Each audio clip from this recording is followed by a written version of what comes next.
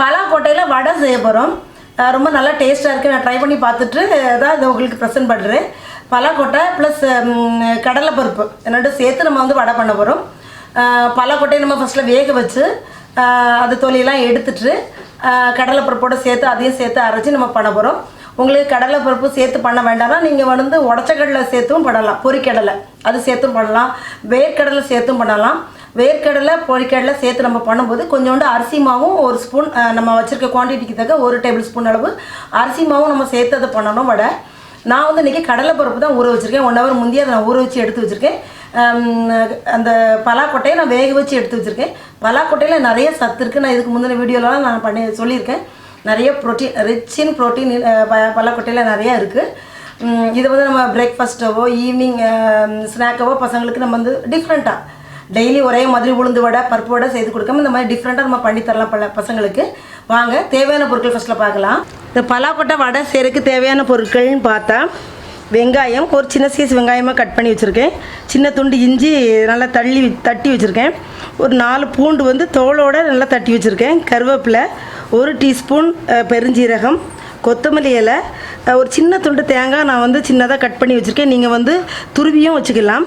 பச்சை மிளகா, அப்புறம் பலாக்கொட்டை நான் வந்து வேக வச்சு எடுத்து வச்சுருக்கேன். உப்பு போட்டு கொஞ்சமாக உப்பு போட்டு குக்கரில் 1 விசில் போட்டும் வேக வைக்கலாம். இல்லாட்டி நார்மலாக நம்ம பாத்திரத்தில் தண்ணி ஊற்றியும் வேக வைக்கலாம். ஒரு 80% குக் ஆனால் போதும். ரொம்ப குழைவாக வேண்டாம். கடலைப்பருப்பு நான் 1 ஹவர் முந்தி 1 கப் கடலைப்பருப்பு எடுத்து தண்ணியில் நல்லா கழுவி ஊற வச்சு வச்சுருக்கேன். உப்பு, பெருங்காயம், பொரிப்பதற்கு எண்ணெய் தான் இதுக்கு தேவையான பொருட்கள். இன்கேஸ் உங்களுக்கு கடலைப்பருப்பு வேண்டான்னா நீங்கள் வந்து உடச்ச கடலையும் எடுத்துக்கலாம். பொரிக்கடலை சொல்லுவாங்களா, அதையும் நம்ம வந்து லைட்டாக மிக்சியில் கொரகொரப்பாக அரைச்சி இந்த இதோட சேர்த்து நம்ம பண்ணலாம். கொஞ்சோண்டு அரிசி மாவும் 1 ஸ்பூன் போட்டு பண்ணலாம். அதுவும் டேஸ்ட் நல்லாயிருக்கும். இதுவும் டேஸ்ட் வித்தியாசமாக இருக்கும். வாங்க ஃபஸ்ட்டில் நம்ம வந்து இந்த ரெண்டையும் நம்ம அரைச்சி எடுத்துகிட்டு வந்துக்கலாம். கடலைப்பருப்பை வந்து ரொம்ப பேஸ்ட்டாக அரைக்க வேண்டாம். ஏன்னா வந்து பேஸ்ட்டாக அரைச்சா வந்து அது ரொம்ப சாஃப்டாகிடும் வடை. கொஞ்சம் கொரப்பாக இருந்தால் நல்லா கிறிஸ்பியாக இருக்கும். அதே மாதிரி இந்த பலாக்கொட்டையும் பேஸ்ட்டாக அரைக்காமல் கொஞ்சம் கொரப்பாக நம்ம அரைச்சி எடுத்துகிட்டு வந்துக்கலாம். இந்த கடலைப்பருப்பை இந்த அளவு நம்ம வந்து துரன்னு அரைச்சா போதும். ரொம்ப மாவாக அரைக்க வேண்டாம். அதே மாதிரி இந்த பலாக்கொட்டையும் இந்த அளவு நம்ம அரைச்சா போதும். ரொம்ப பேஸ்ட்டாட்டும் அரைக்க வேண்டாம். இந்த அளவு அரைச்சா போதும். இப்போ எல்லாத்தையும் நம்ம மிக்ஸ் பண்ணிக்கலாம். இப்போ வந்து அரைச்சி வச்சுருக்க அந்த பலாக்கொட்டை இதில் சேர்த்துக்கலாம்.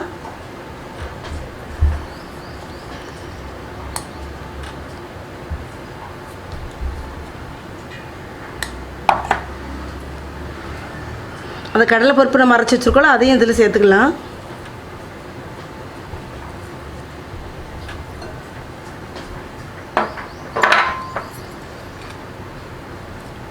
கொத்தமல்லி இலை, வெங்காயம், தேங்காய், பச்சை மிளகாய், பெருஞ்சீரகம்,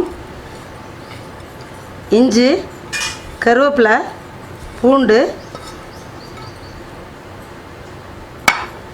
சிறிதளவு பெருங்காயத்தூள். ஏன்னா இது வந்து கொஞ்சம் நம்மளுக்கு கொஞ்சம் கேஸ் ட்ரபிளை உண்டு பண்ணோம். ஸோ வந்து கொஞ்சம் பெருங்காயத்தூள் ஆட் பண்ணியிருக்கேன்.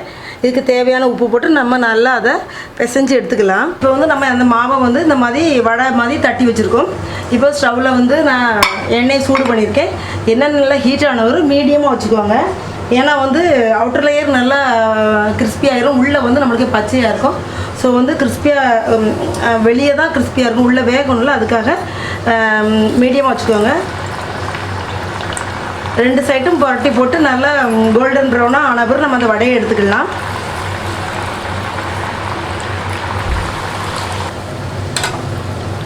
இப்போ பாருங்கள் 2 சைடும் நம்ம புரட்டி போட்டு நல்லா கோல்டன் ப்ரௌனாக ஆயிடுச்சு பாருங்கள். நல்லா கிறிஸ்பியாகவும் இருக்குது.